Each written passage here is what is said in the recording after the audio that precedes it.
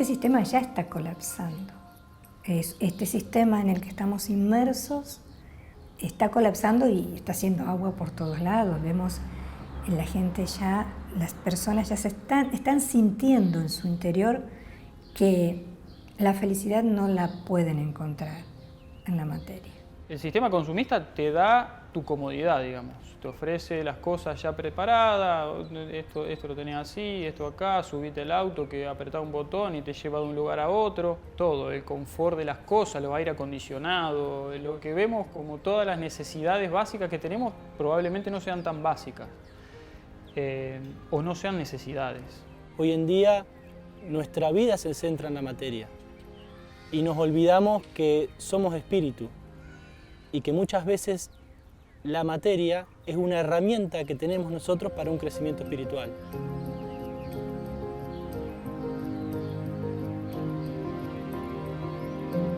Cuando alguien le pregunta a cualquier ser humano qué es lo que más buscas en la vida, qué es lo que querrías de la vida, lo primero que te dicen es paz, armonía, alegría, felicidad. Y dado a que estamos con una conciencia muy limitada de nosotros mismos, creemos que eso lo podemos conseguir en el mundo material.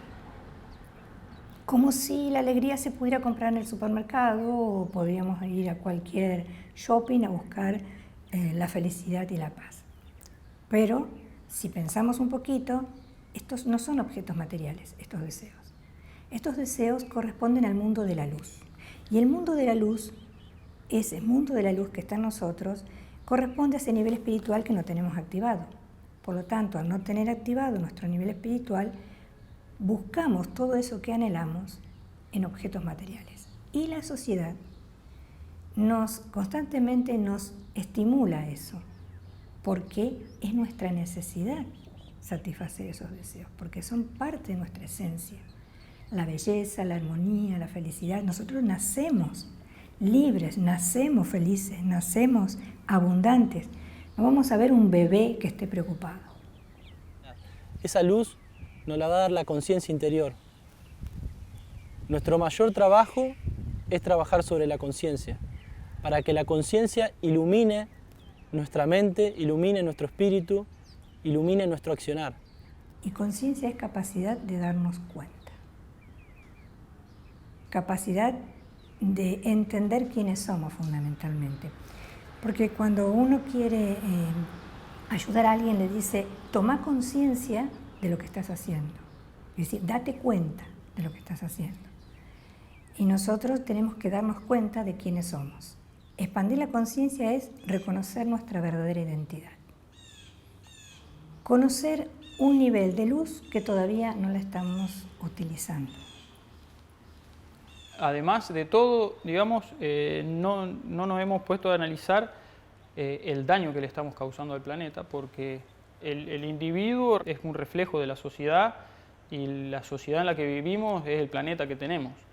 Y el planeta que tenemos está en un estado que está pidiendo auxilio, ¿sí? Están contaminadas las aguas, están contaminadas las tierras, está contaminada la capa de ozono. Estamos generando un daño al planeta que es un reflejo del daño que cada individuo se está generando. Entonces, desde el movimiento no solamente nos pensamos como individuos, sino que nos pensamos como individuos dentro de una sociedad. Y como individuos dentro de una sociedad, nuestro deber moral, nuestro deber ético, es hacer que esa sociedad mejore, que esa sociedad procure un cambio para bien.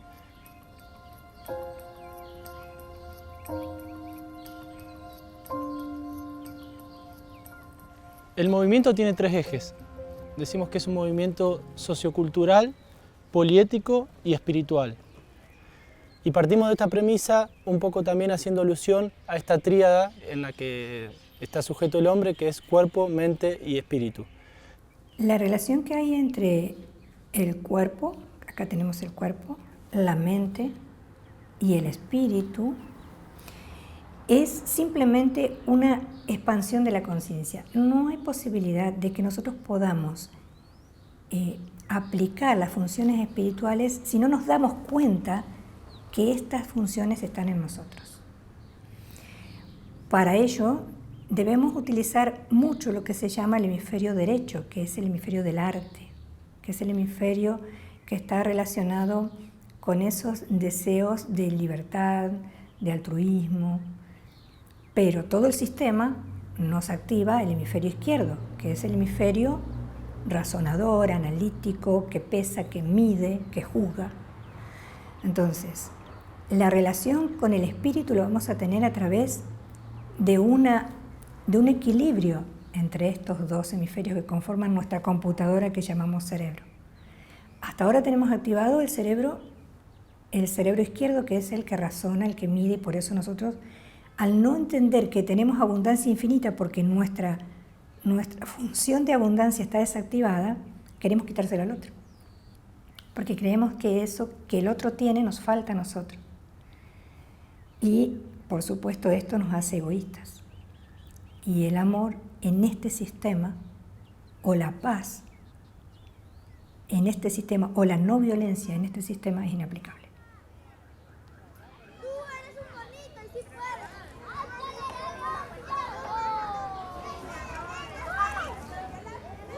Decimos que es sociocultural y esto tiene que ver con la parte del cuerpo, porque nosotros lo que manifestamos, lo que pensamos, lo que sentimos, lo tenemos que plasmar acá en la Tierra. Y nosotros tenemos que generar una nueva sociedad para que esa nueva sociedad haga un cambio cultural. Desconocemos una forma de vida sana. Eso con respecto a lo que es el individuo, además de que tampoco nos han inculcado demasiado cómo es una vida sana, ¿sí? No sabemos respirar, no sabemos dormir, no sabemos alimentarnos, no sabemos descansar, no sabemos relajar la mente, no sabemos trabajar con nuestras emociones. Son una serie de cosas básicas, elementales y del diario vivir que para nosotros son ajenas o son raras, y eso genera los estados de estrés, de nerviosismo que cada vez se ven más reflejados en la sociedad y en todos nosotros. Entonces, tener una vida sana cuesta un poco más, pero el resultado es muy valioso. Todo lo que uno desarrolla en ese estado, los resultados son mejores, uno tiene más entusiasmo para hacer las cosas y eso es algo que contagia mucho también. Entonces, su propio universo, su propio mundo empieza a cambiar, empieza a mejorar, empieza uno a estar más integrado con la naturaleza, a tomar más conciencia de lo que le tomo de la naturaleza y lo que le tiro a la naturaleza, y todo ese ambiente empieza a ser, digamos, empieza a generar un cambio favorable en donde todo empieza a ser más armónico, más integrado, y empieza a haber más bienestar, ¿sí? en la vida del individuo y en el entorno en el que uno influye.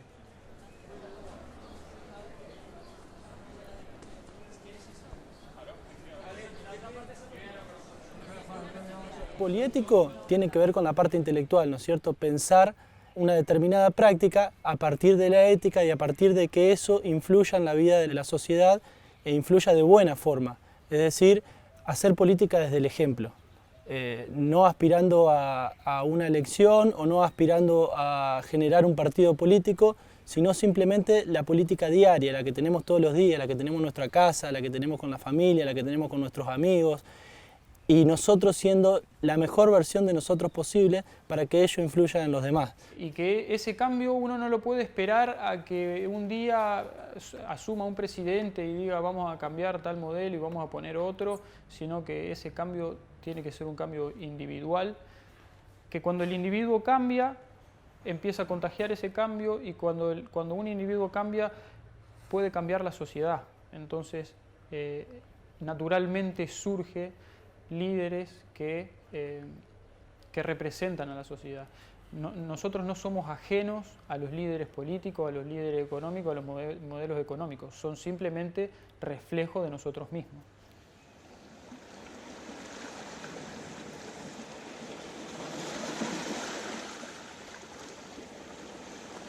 Y hablamos de la religión y decimos que el movimiento es espiritual porque nosotros vemos a la religión como espiritualidad.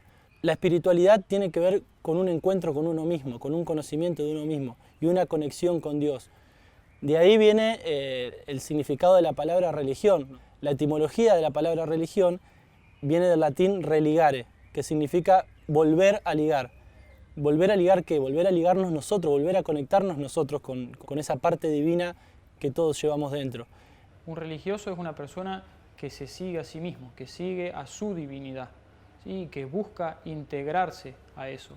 Entonces, que diariamente se toma un tiempito para estar en silencio, para reflexionar sobre el día, para salir al aire libre y respirar y percibir la presencia de las partes divinas en todas las cosas, porque Dios no está en las alturas, sino que está en todo, está desde el átomo hasta en el universo. Entonces, por ahí, cuando la ciencia deja fuera, digamos, esa figura, o deja fuera ese concepto, el concepto de divinidad o de Dios, las cosas empiezan a ser mucho más difíciles de explicar y se buscan artilugios muy complejos para explicar cosas simples y que uno las puede intuir sin necesidad de definirlas con tanta complejidad. Pero porque por ahí la ciencia está un poco desvinculada, entonces le resulta más complicado explicar el todo. De hecho, las teorías científicas están separadas. Hay una teoría que busca explicar el comportamiento de las partículas que son más chicas que el átomo, que es la física cuántica, y hay otra física que explica lo macroscópico. Y entre ellos ha habido un grande esfuerzo y actualmente hay muchas teorías nuevas que intentan unirlas, pero que no se conectan. Entonces, la pregunta es ¿qué es lo que pasa? ¿Hay cosas que se comportan de una manera y otras de otra? ¿O todo se comporta igual y tiene un orden divino, ¿sí? Que está armonizando una inteligencia divina que ordena y que genera que las cosas sean como son y no impuestas con una teoría que intentamos explicar, ¿sí? Porque el funcionamiento del universo existe mucho antes que exista el hombre. Entonces, el hombre científico sin la religión ha tratado de amoldar esas explicaciones a sus teorías, ¿sí? Y ha apartado la parte divinal, que es donde realmente está la información. Gandhi nos mostró que no solamente se puede tener un crecimiento espiritual a medida que se trabaja con la sociedad, sino que es absolutamente necesario. Nosotros tenemos en Gandhi un mensaje o un legado muy importante que deberíamos en este momento actualizar. Gandhi empieza a querer liberar al pueblo de esa opresión que estaba sufriendo. Y lo hace al principio a través de la violencia, a través de la fuerza. Pero luego él se transforma debido a ciertas circunstancias, porque estuvo preso, porque tuvo tiempo para hacer esa transformación, se detuvo, lo que lo detuvo fue esa falta de libertad, entre comillas, y logra una transformación. ¿Y cuál fue la transformación que logró Gandhi? Logra expandir o desenvolver su conciencia hasta darse cuenta que tenía niveles mucho más interesantes que lo que él manejaba, que era el nivel del amor, de la comprensión, de la tolerancia. Empieza a activar estos niveles que todos los tenemos, pero que él logra activarlos y los empieza a aplicar en su vida. Aplica la no violencia, el amor, y el amor es justamente la fuerza más poderosa. De hecho, él lo demuestra, porque con su forma de ver la vida y de expresar lo que él quería lograr, libera a la India. Algo casi titánico. Entonces, ahora es importante actualizar este legado de Gandhi, que es que la civilización debe regirse por el amor y no por la fuerza.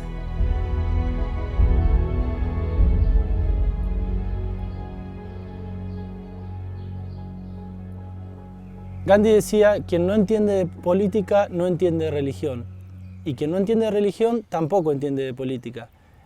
Pero entendiendo la política de una nueva forma y entendiendo la religión también de una nueva forma. ¿Cómo entendemos la política de una nueva forma? Trabajando por el otro, trabajando para el otro, dando lo mejor de nosotros para el otro. Esto no quiere decir que la política tradicional sea incompatible con el movimiento, no, al contrario. Debemos trabajar los dos juntos para tratar de generar una nueva sociedad en un contexto social como el que vivimos. Y tenemos que expresarnos a partir de la conciencia. Y expresarnos a partir de la conciencia significa tener en cuenta la vida. Y cuando uno tiene en cuenta la vida, tiene en cuenta la vida en todas sus expresiones. No solamente nosotros como seres humanos, sino la naturaleza que vivimos, los animales que habitan en ella y todas las formas existentes de vida que hay en el planeta.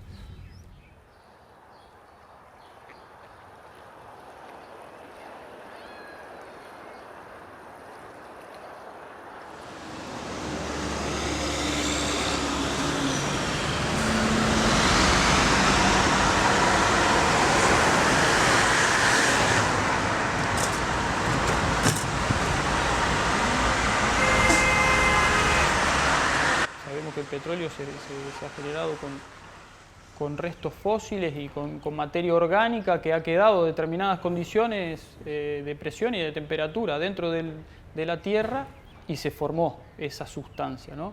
Que según científicos esoteristas lo que lo comparan es como la sangre del planeta Tierra, ¿sí? Que ese líquido tiene una determinada densidad. Entonces, la extracción del petróleo y la producción de diferentes compuestos, infinitos compuestos que conocemos hoy en día, que son a base de petróleo, fundamentalmente combustibles, se transforman en sustancias gaseosas, ¿sí? Cuando uno quema un derivado del petróleo, produce un gas. Entonces, la diferencia de densidad que pasa desde lo que es el petróleo en estado líquido hasta el residuo gaseoso son órdenes de miles de cambios de densidad. Entonces es como que el planeta Tierra va perdiendo densidad en su superficie. Y para la compensación de esa pérdida de densidad, lo que intenta hacer para mantener el equilibrio es expandir la parte más densa de la Tierra, que es el corazón de la Tierra, ¿sí? Entonces, el corazón de la Tierra está constituido por lavas, por materia de gran densidad y de mucha temperatura, que al expandirse empieza a hacer un calentamiento del planeta. Por eso no solo el planeta se está calentando por los gases de efecto invernadero, por el agujero de la capa de ozono, sino también porque dentro del planeta está habiendo una difusión de la materia más densa, más caliente, hacia la superficie. Recién ahora estamos aplicando normas medioambientales para hacer menos daño al ecosistema. Digamos, la utilización de energías renovables son cosas nuevas para empezar a buscar reemplazos del consumo de compuestos fósiles, fundamentalmente del petróleo. El estudio de los impactos ambientales son todas inquietudes que han surgido y que demuestran, digamos, una necesidad de cambio, ¿sí? Que digamos, científicamente se comprueba por mediciones y por estudios que el daño que le estamos causando al planeta no puede continuar. Para ir a la parte industrial, supongamos, las normas medioambientales son muy nuevas. Antes la producción industrial generaba sus desechos y lo tiraba al agua, a la tierra, a deposiciones o emisiones gaseosas a la atmósfera, que eso llegó un momento en que los efectos de todo ese daño se empezaron a hacer visibles y empezaron a perjudicar a todo el planeta, a toda la humanidad. Entonces ahí recién vienen los remedios, digamos, de vuelta, el mismo concepto, empezar a emparchar el daño que se está generando y no tomar una conciencia y corregir las cosas por sus causas, ¿sí? Que en definitiva uno, si se pone a analizar los periodos de tiempo en los que estamos hablando, son periodos de tiempo muy cortos con respecto al periodo de vida del planeta, ¿sí? Es como que que la humanidad ha destruido al planeta en un muy poco tiempo, en muy pocos años, que los años de una persona no son nada con respecto a los años de un planeta. Consumo las cosas que me da la naturaleza y le doy residuos, ¿sí? Eso llega un momento en que el planeta va a decir basta, ¿sí? O sea, los recursos hasta acá se acaban y el daño hasta acá se soporta. Y hoy en día el 1% de la población maneja más del 80% de los recursos naturales. Es decir, que en términos económicos esa concentración de la riqueza se fue achicando y cada vez está en manos de menos gente. Eso hace que se genere más y más pobreza en distintas regiones del mundo. Tenemos continentes muy ricos, continentes en abundancia, continentes que hasta desperdician muchas riquezas, y tenemos otros continentes donde hay gente que se está muriendo de hambre. Es decir, a medida que nosotros empecemos a expandir nuestra conciencia y a pensarnos en unidad, a pensarnos que el sufrimiento de la persona que está en África, que está en China, que está en Europa, que está en América del Norte, en donde sea, el sufrimiento de esa persona es nuestro sufrimiento, vamos a empezar a pensar en otro cambio, en otro sistema, en otra forma de organizarnos. Porque lo que pase en Brasil va a influir en Argentina. Entonces, creo que cuando las cosas empiezan a ser muy evidentes, que cuando los reflejos de los efectos ya se empiezan a ser muy marcados, es cuando recién ahí uno empieza a caerle alguna ficha de que las cosas no están funcionando bien.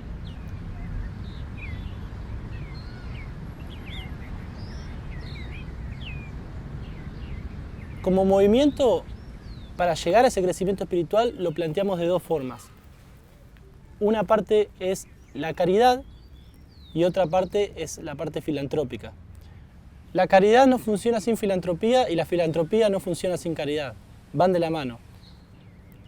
Los latinoamericanos aprendimos gracias a Eduardo Galeano que caridad, el verdadero significado de la caridad es una solidaridad horizontal. ¿Qué quiere decir con esto? Que yo vivo la caridad, no es que solamente doy de arriba para abajo, de forma verticalista, pensándome a mí como alguien superior que le da algo que le hace falta a alguien inferior, sino que todos somos parte de lo mismo y cuando ayudamos, ayudamos de una situación de par. Por eso es importante la empatía y por eso es importante no solamente sentir las realidades del otro, sino vivirlas. La otra pata del movimiento es la filantropía. Cuando hablamos de la filantropía decimos que estamos hablando de un cambio de raíz. Para poder tener ese cambio de raíz necesitamos poder educar a las personas de otra forma, no de la forma tradicional. La educación tradicional lo que hace es prepararnos para entrar en un sistema, es decir, nos moldea. Somos un ladrillito que encajamos en una pared enorme que es el sistema y la educación formal lo que va haciendo es dándonos herramientas para que más o menos de acuerdo a nuestros gustos podamos servir a una comunidad, a un mercado en realidad. Nosotros queremos orientar el arte, queremos orientar la cultura, queremos orientar la filosofía, la política en el crecimiento espiritual, en la búsqueda del ser de las personas.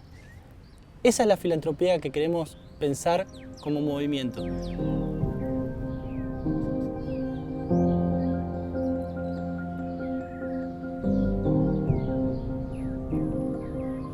Un concepto crucial en el pensamiento de Gandhi era la idea de renuncia. Esta idea de renuncia muchas veces nos incomoda a nosotros, porque tiene que ver con una renuncia a lo que él llamaba las pasiones y las posesiones. Las pasiones como una renuncia a nuestras pasiones internas, a lo más denso que llevamos como seres humanos. Y la renuncia a las posesiones es a aquellas cosas materiales que no nos hacen falta para nuestro desarrollo espiritual y para nuestro paso por esta vida. Es decir, hay cosas de las que podemos prescindir, que son la mayoría de las cosas, y hay cosas imprescindibles como el alimento, como respirar, como tener un techo, como tener un abrigo para no pasar frío. Pero Gandhi decía, el hombre tiene que tener lo justo y necesario para poder vivir. El resto son cosas que le quita a otros seres humanos.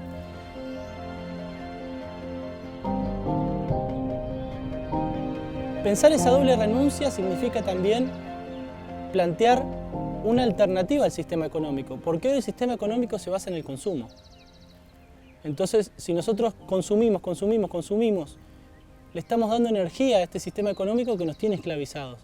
Ahora, si nosotros abandonamos ese consumo, que lo que hace también es enaltecer nuestras mayores miserias o nuestros egos, le estamos quitando fuerza a ese sistema económico y por lo tanto de por sí ya estamos planteando la necesidad de un cambio en el sistema económico. Es decir, la no colaboración tiene que ver con eso, tiene que ver con pensar formas de no colaborar con aquello que nos esclaviza. Entonces les pedimos a aquellas personas que actualmente ocupan cargos públicos o dirigenciales y les pedimos a aquellos jóvenes que quieran ocupar esos cargos el día de mañana que actúen conforme a lo que dicen, a lo que piensan y a lo que hacen. Y si alguien quiere estar del lado de la pobreza, tiene que vivir con la pobreza para poder cambiarla desde adentro, no desde un escritorio. Como movimiento sentimos eso. Por eso estamos instalados, o todas nuestras sedes están en los barrios más pobres. Porque queremos estar al lado de la gente humilde, queremos estar al lado de la gente que más sufre. No sirve discutir desde la riqueza la indignación que produce la pobreza. Necesitamos meternos y necesitamos vivirla para poder sentirla y para poder realmente querer cambiarla. Queremos formar personas que se dediquen y que vivan de acuerdo a la conciencia, de acuerdo a la manifestación de su propia conciencia. Y estas personas son las que tienen que construir esta nueva sociedad, construir este nuevo modelo económico o modelo de explotación de los recursos naturales o de intercambio de las riquezas materiales que nos da el mundo, pero solamente en beneficio de un crecimiento espiritual.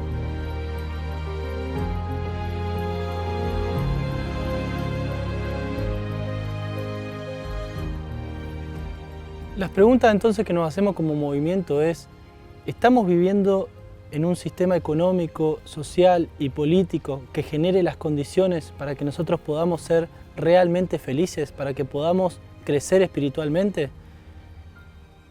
Todas las grandes enseñanzas espirituales nos invitan a conocernos, a saber quiénes somos y fundamentalmente a utilizar todo nuestro poder. Somos responsables absolutamente de todo lo que nos sucede y está en cada uno generar un cambio para que nuestro universo sea mejor, para que nuestro mundo sea más sano, más alegre y más amigado con la naturaleza.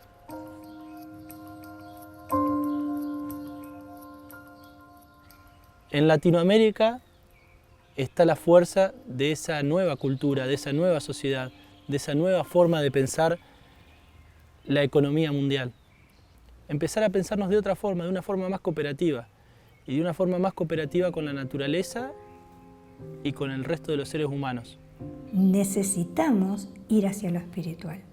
Necesitamos entender que somos más que simples mortales materiales, que tenemos una esencia divina capaz de transformar este maravilloso viaje de la vida en un viaje de placer.